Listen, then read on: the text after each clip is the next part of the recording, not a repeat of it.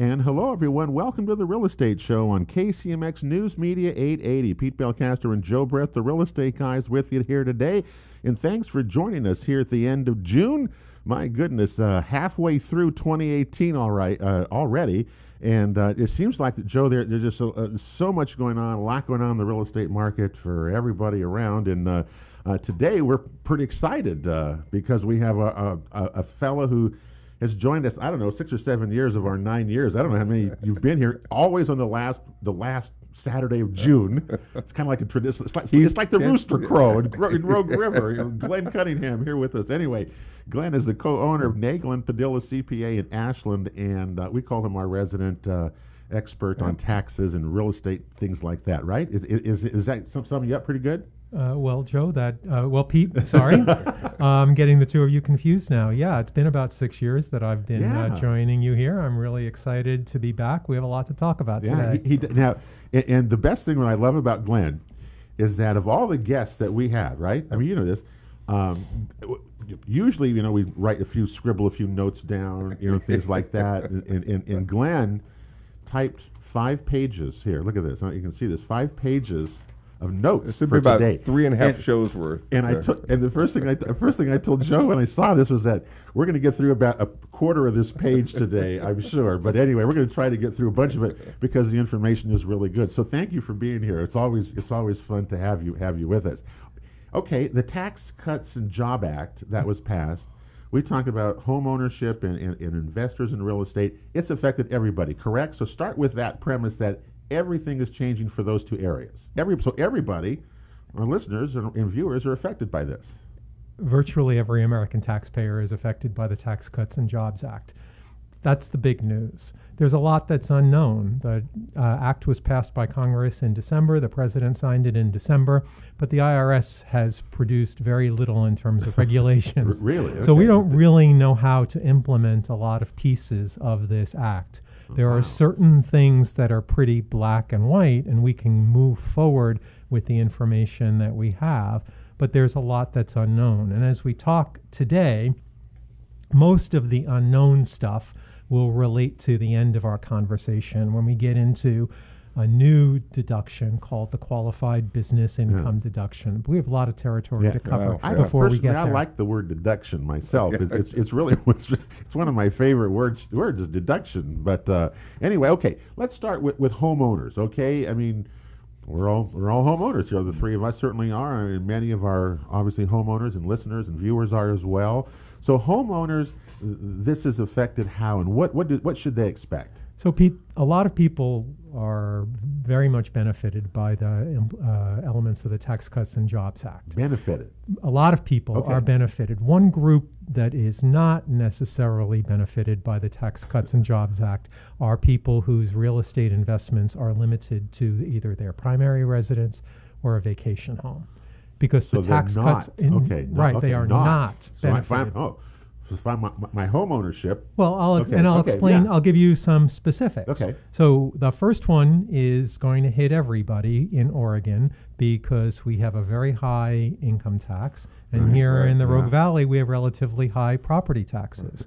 So so the Tax Cuts and Jobs Act limit the deduction of the combination of property taxes and income taxes to $10,000 a year. Right.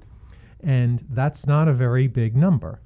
When the Oregon income tax rate is around 9%, of your income, and you add that to your property taxes, so you pay $4,000 or $5,000 in property taxes. So the average person who pays $4,000 or $5,000 in property taxes may pay income taxes of $7,000 or $8,000. So that total is a lot more than $10,000. Okay. But you're limited to deducting only $10,000. So if I made $100,000, my tax on that is $9,000. That just totally almost takes it out. And then my homeowner, my property taxes are $4,000 or $5,000. I've paid $13,000, $14,000, but I can only deduct $10,000. That's correct. So that's a really big limit for a lot of taxpayers. Isn't that almost like the first thing? I mean, geez, think of it, Joe. Of all the The first time we've heard something that's a negative for home ownership kind of thing like that's having a negative effect on it. That's one of the first things I think I've heard since we've done something like this. Well, when this first passed, I remember having conversations with you and a lot of other realtors wondering whether this was going to affect the value of home and home prices. And before we started today, Joe mentioned to me that the inventory is really low. So I don't, that's contrary to what I would have expected. I would have expected with a lower property tax deduction that people would have been more reluctant to get into the real estate market. Well, I think that the market is showing in the luxury market, that is, there are over almost 30 some. Well, anyway, the luxury market has a 2-year supply right now. It's flooded with them. I'm wondering if that tax cuts now, if this law is affecting people who could, because many of those are second homes. They're not all lived in year round. A lot of these luxury properties around this valley. I'm wondering if that's having an effect on that part of the market. Well, the second effect of the Tax Cuts and Jobs Act, remember I said there were two things that I thought negatively affected people who owned just their primary residence and/or a vacation home. There's another limit that severely restricts the luxury market, and that is you used to be able to carry up to $1 million in mortgage debt and deduct the interest on that. Okay, yes. Okay. That's been reduced from $1 million to $750,000. Okay. So automatically you can deduct interest on $250,000 less debt for a home that you purchased after December 31st, 2017. Okay, all right. So when you look at that in the context of the luxury market, a high-ticket property, you can deduct less of the mortgage and less of the property taxes. And I wonder, I bet that is having that effect because people are selling those properties. I'm amazed every week. I mean, there's 3 or 4 new $1 million plus properties on the market, and very few are selling. Where we'd see 3 or 4 in a couple months for a couple years ago. But so I wonder if that is having an effect on that. People are selling them because maybe they may be second homes or whatever. But that's interesting to know. Wow, we may be onto something there. Well, a lot of people used to say that some of the benefits of home ownership were being able to deduct your property taxes. Right. I mean, that's it. It's one of the big ones. And being able to deduct your mortgage interest. Yeah. And you asked me before we started if this Tax Cuts and Jobs Act affects renters. Well, per se, no, it does not. But it more equalizes home ownership and rental. It sure does. It sure does. No, I mean you're something that I don't think I've kind of reckoned that at all or haven't thought of that the way you're describing it. But it certainly does make a lot of sense out of the deal. So even if and after years at state and even federal level where they've tried to just eliminate the mortgage interest deduction, it's kind of a roundabout way that they're getting their piece of it, capping that at $10,000 cap is what's doing it, and we'll see if it stays. So that'll have an effect on people. Okay, what else is there with that? Well, those are the primary areas that affect people whose real estate investment is limited to their primary residence or a vacation, which is most of us. Vacation home. Which is most of us. The one good piece of news, which may affect a lot of taxpayers, is that the standard deduction has effectively doubled. So a lot of people used to itemize. You'd be able to itemize. You add up your deductible medical expenses, your state and local property taxes, your mortgage interest, your charitable deductions, and then other unreimbursed employee expenses. Home office space. Exactly. Investment expenses, those kinds of things. You're absolutely right, Joe. And under the Tax Cuts and Jobs Act, the standard deduction went from around $6,000 to $12,000 for a single person. Okay. So there's a less compelling reason to itemize your deductions, especially with lower ability to deduct mortgage interest and lower ability to deduct state and local income taxes. Okay. So the effect of that is that without spending $1, someone who rents can get a $12,000 standard deduction, where before their standard deduction was only $6,000. So that's where the renter then benefits from this as well. Absolutely. Yeah. Well, that's really that's interesting. Yeah. It does level the playing field somewhat of the renter. Remember, we always talk about the home ownership your average wealth because you create wealth with property versus a renter who does not.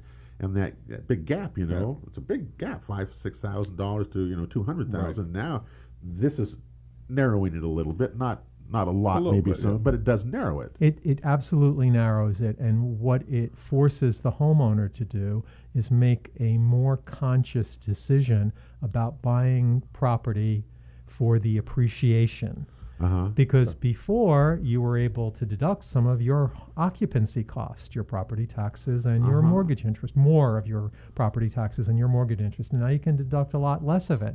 So your decision, rent to buy, is predicated more on the appreciation in value than in the deductions that you're going to be getting on a day in, day out basis. So do you guys think that you're going to see over time, we just started this thing, you're going to see more or less investment in second homes, short-term rentals, rental properties, duplexes? Is there still going to be an advantage to do that, Glenn? Well, I need to split my answer. That's kind of a weird question, but yeah. The answer is it depends, but it's a really clear it depends. If it's a vacation home, you had three things to consider: appreciation, mortgage deduction, and property taxes. Well, you're more limited on property taxes. You can afford less mortgage interest, and so you have to rely more on appreciation. If it's a rental property, however, there are some factors that absolutely benefit renters.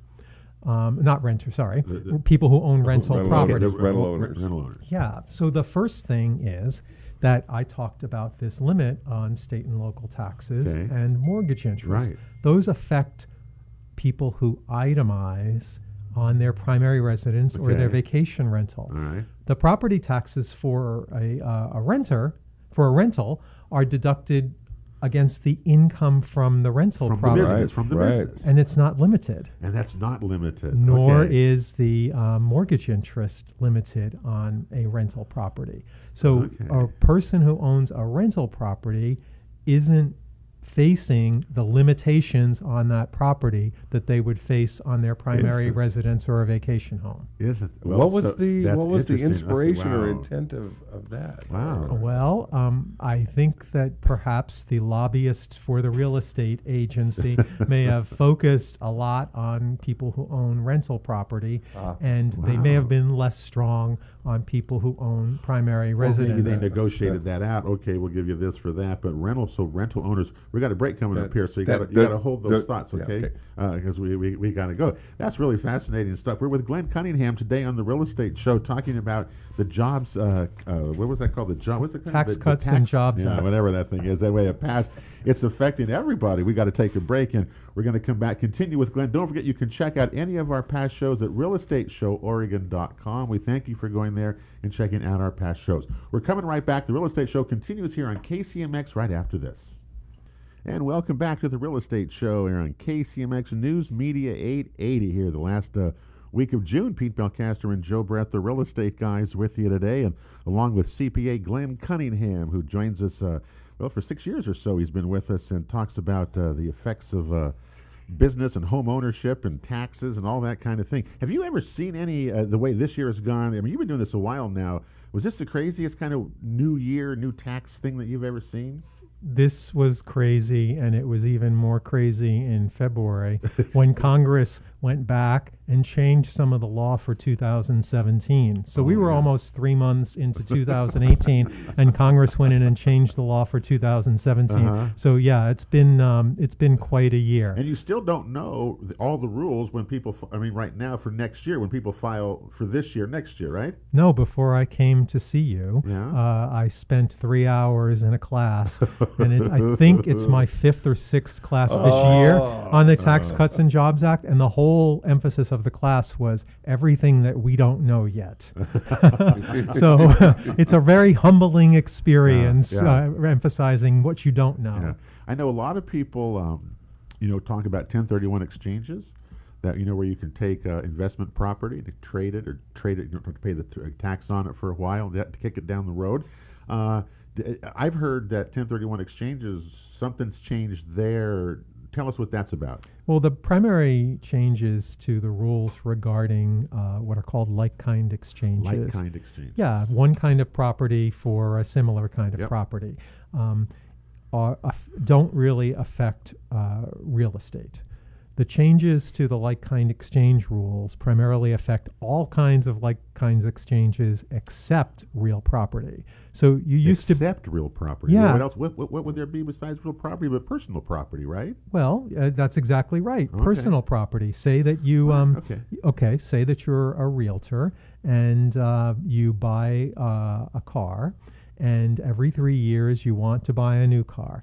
And instead of trading in the old car, you sell it to a third party, and you make some money on it. Okay. So, say you buy a car for $50,000. You depreciate its value for about $40,000. So your remaining basis on that car is $10,000. I sell it for $25. You sell it for $25. That's a $15,000 gain. Okay. You used to be able to do a like-kind exchange, defer the gain on that car into the next car that you bought. I didn't know you could even do that. I seriously, I did not. I've never done anything other than real property. You with can't it, anymore. You can't anymore. So don't get too excited about it. Oh, you can't do this anymore. Right. Okay. So the 1031 exchange rules affected personal property like vehicles, collectibles that you used to be able to do like kind of exchanges with, aircraft. So you won't be able to do a tax-free exchange for your Learjet. Exactly. Wow. Heavy equipment and machinery. So say that you own a rental business. You rent backhoes. Right.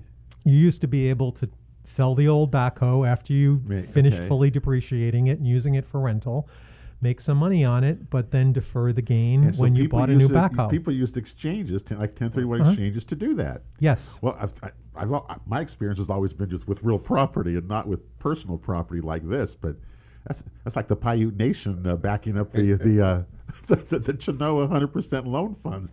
That's interesting. So that's out. Well, that's all gone. It is. Okay. But for real estate, the rules really have not changed. And in today's very highly appreciated market, 1031 exchanges are something that more and more clients are interested in doing. Absolutely, sure. Yeah. It's more complicated, more expensive, but there are real benefits to deferring that gain. Oh, absolutely, yeah. And remember, it's not on your personal residence. You can't do it on your personal residence, but has to be investment properties. That's exactly right. It can be commercial property. It can be residential properties to do those exchanges. So. You've learned well in our 9 years. Well, yeah. Well, we have great. Esther Arabak from Old Republic Exchange from Ashland has been with us, and she's we got to get her back because what you just said about the personal. That's changing. It doesn't really matter. She's probably going to some classes too. And we like it that Glenn goes to those 3-hour classes, 5 or 6 of them. Yeah. Absorbs all that punishment and then is able to guide us at the end of it with this good knowledge. And say it with a smile too. Yeah, exactly. Okay. Yeah. Do I want to hear about depreciation? Because you do. I say that from my world of businesses that we have and everything. Home ownership, depreciation. What's changed there for us? So you were really good to emphasize that like-kind exchanges are limited to trade or business property. Right. You cannot do it on your primary residence. So many people ask me that, no. So depreciation was very much affected by the Tax Cuts and Jobs Act. Okay. And in fact, some of the depreciation rules changed for the end of 2017. Okay. And there have been a significant benefit for real property owners. So this is where real property owners benefit somewhat. Okay, absolutely. Because so far we got the short end. Because so far we've got the short end of the deductions, the $10,000 deductions. Okay. So one of the big benefits is bonus depreciation. Bonus depreciation. Exactly. Bonus depreciation used to be limited to 50% of the value of the asset that you put into service. Okay. It is now 100%. Okay, so what does that mean? That means that say that you remodel a kitchen. I remodel my house. Not your house. A rental. A rental. Right. Yeah. Exactly. Rental. So say you remodel the kitchen and you put $10,000 into new appliances. Okay. You used to be able to take bonus depreciation on half of the value of that. Okay. So you would be able 1 year. You're talking about in the year year that you did the work. The year that it was put into service. Okay. So in the old rules, you would be limited to a first year deduction of $5,000, and the balance you would depreciate over time. Okay. Under the new rules, you can expense 100% of that $10,000 in the year that you put it into service. Okay. So as long as the property that you purchase has a useful life of 15 years or fewer, you can generally use bonus depreciation to expense the acquisition in the year that you purchase it. So I would think that a lot of people are going to do that. Absolutely, a lot of people are doing it. You're going to encourage that to your clients. Absolutely. Well, as I mentioned earlier, this provision began in September of 2017.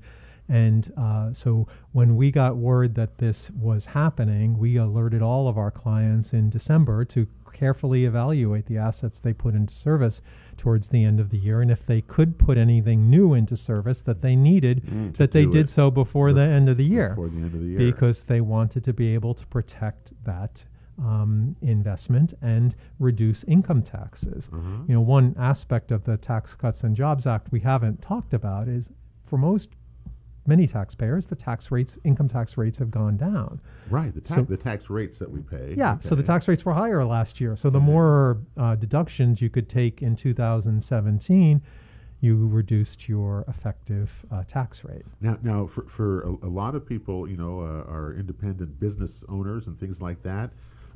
Did much change for them? I mean, like realtors and stuff like that. Can we still deduct our mileage? And I heard that you can't or cannot. I've heard different things about that. What's that story for individuals? Because so many people drive and work and things like that. Have 4 different jobs. Yeah. So what's that like? Well, that's that's an area that's very confusing to a lot of people. Is it? Okay. Yeah, and there were some changes to business-related deductions, but they don't really affect the self-employed. I'll give you an example. If you work for someone and they pay you a wage as an employee, and let's say you have to drive to go to a conference or drive to visit some clients, you used to be able to deduct those expenses as unreimbursed employee expenses or expenses that you incurred as an employee that your employer didn't reimburse you for. Okay, right. Those are no longer deductible. Okay. Other things that are no longer deductible are expenses you pay to your investment advisor. Unfortunately, what you pay to have your tax return prepared is no longer deductible. So you're no longer a tax deduction for me, is that right? I need to work harder in order to be able to allocate the cost to places where clients can deduct it. But for the personal portion of their return, they can't deduct it anymore. So the question was, are you limited as a self-employed person on your deductions? And the Tax Cuts and Jobs Act really didn't affect that. If you have a real estate business and you have mileage that's related to your real estate business, you can continue to deduct that. Okay. But if you work for somebody and you incurred expenses and your employer doesn't reimburse you, you're out. You're out. So your employer should reimburse you. I was going to say, it's so interesting what is in and what is out and how it was taken in, or the different effects that they have. And who comes up with all of that? I don't know. It's some bureaucrat somewhere sitting in an office somewhere in Washington. Well, I think it's a lot of lobbyists that really have an effect on it. It's mind blowing. You're going to have CPAs are certainly going to have to deal with this, but overall, what do you think of the whole thing? I mean, for our purposes of home ownership and investing in real estate, overall, what do you think of it? How did it come out? Well, it requires careful planning. If you want to be able to take advantage of the provisions of this act, you need to plan for it. I've met with a lot of clients in the past 6 months since the act was implemented to begin to plan to maximize the opportunities. Because there are opportunities, correct? There absolutely are. I don't want anybody to think that you shouldn't go out and invest in property here or rental or this kind of thing, because there's still advantages to this. There absolutely are. but there have been limitations, and most of the limitations affect non-business property. Okay. And that's a really important consideration. Non-business property. That would be like a vacation home that you have somewhere. Right, or your residence. Or your residence. Exactly. Or your residence. Exactly. Sure. Yeah. So in the last segment of the show today, Uh-huh. we're going to talk about one of the most revolutionary changes of the Tax Cuts and Jobs Act, and that's the qualified business income deduction. And that affects most people who are actively involved in the management of their rentals. So rental owners. This is part of the thing for you. Oh well, that's interesting, isn't it? The rental owners. We that's a whole topic, isn't it? That beyond as we go. Interesting there. Well, anyway, we'll look forward to that one. Then stand by here with that. There's that word again, Joe. Deduction.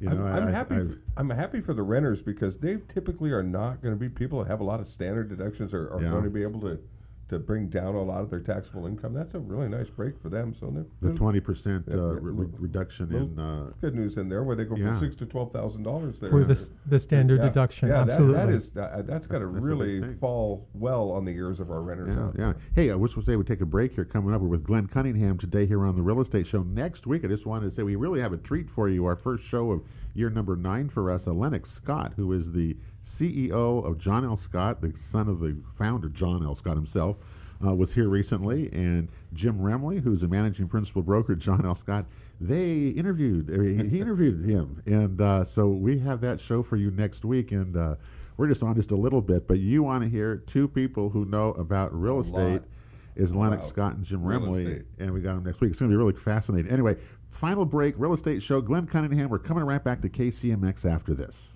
And welcome back to the Real Estate Show here in KCMX. Last Saturday of June, Pete Belcaster and Joe Brett, the real estate guys, with you here today. Next week, we just want to give you a quick note. Lennox Scott, the CEO of John L. Scott, will be our guest, being interviewed by Jim Remley.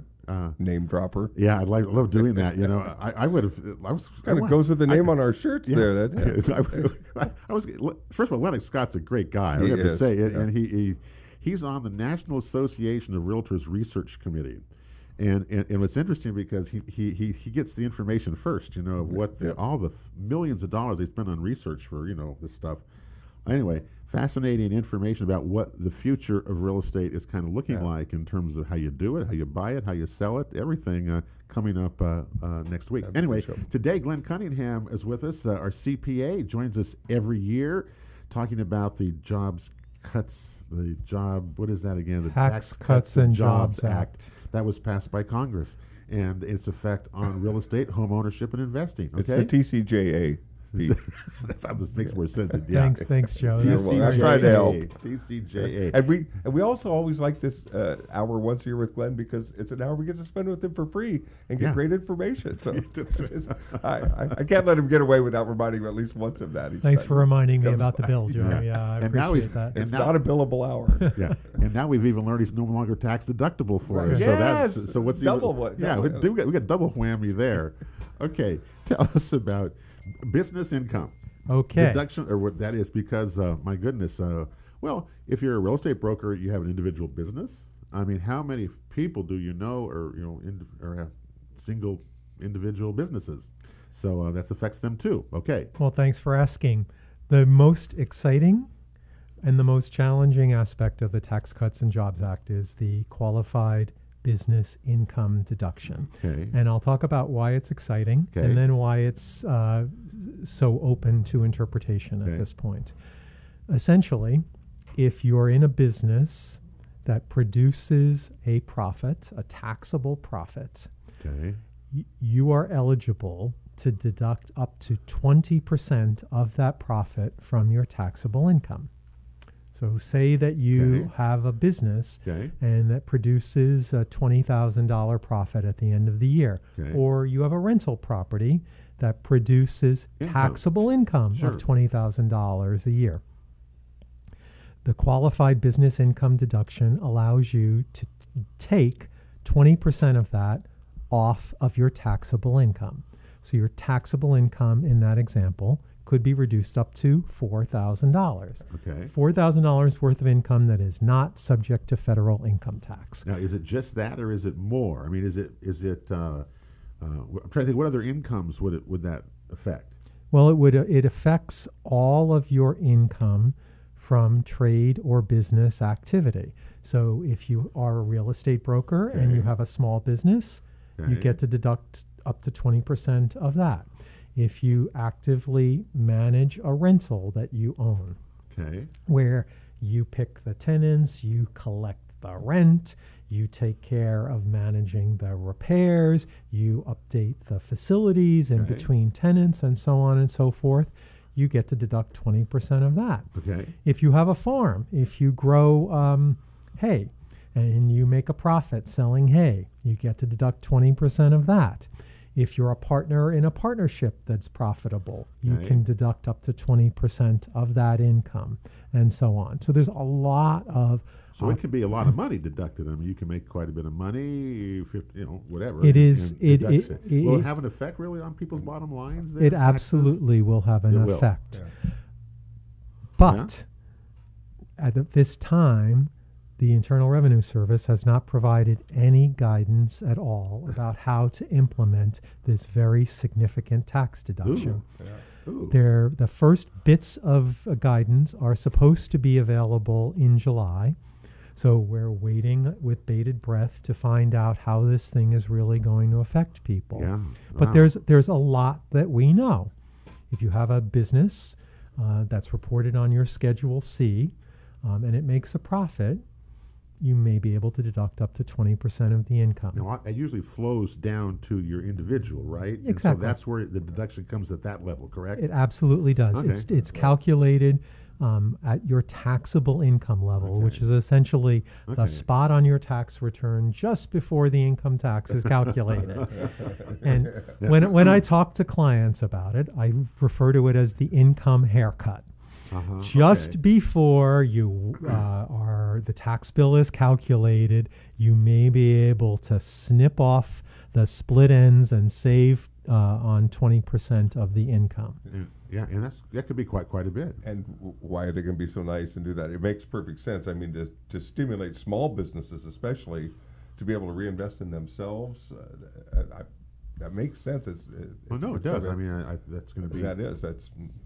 The rationale that I've heard is that with the Tax Cuts and Jobs Act, the corporate tax rate was reduced from a maximum of around 35% to a maximum of 21%. So the intention that's been explained to me of Congress was to spread the love of that reduction in business income tax rates to individual taxpayers. So that's the good news, that there's the potential for this, but you absolutely have to plan for it because the regulations haven't been completed. And there are potentially some limits. I'll give you an example. Let's say you have a triple net lease where the tenant pays the property taxes, utilities, insurance. You essentially, your only job is to make sure the check comes in once a month and that you cash it. I like those myself.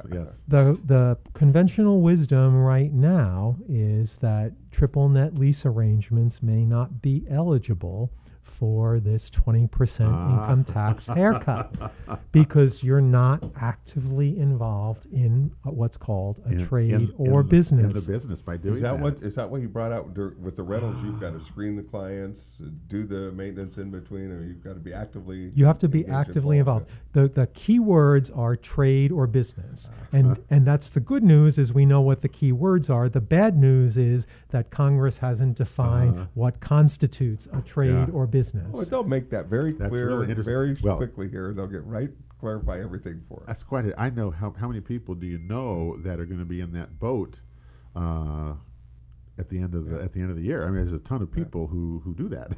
I don't know. So we only got a minute left here. So the bottom line, really, you're saying with all of this is plan ahead and think about this, right? With your consultants. I mean, if you haven't talked to your tax advisor and you have a business or you have actively managed rental properties or even not actively managed rental properties, you should be talking to your tax advisor about taking steps to ensure that you can maximize these deductions.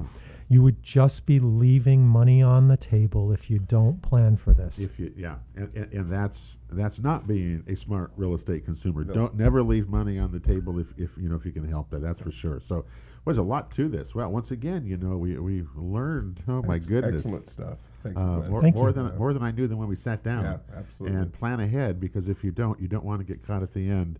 And there's not real take advantage of it. Yeah. So it's still, home ownership is still a way to go. Ownership, property, building wealth. Stay up with the times. You got to do it. It changes all the time.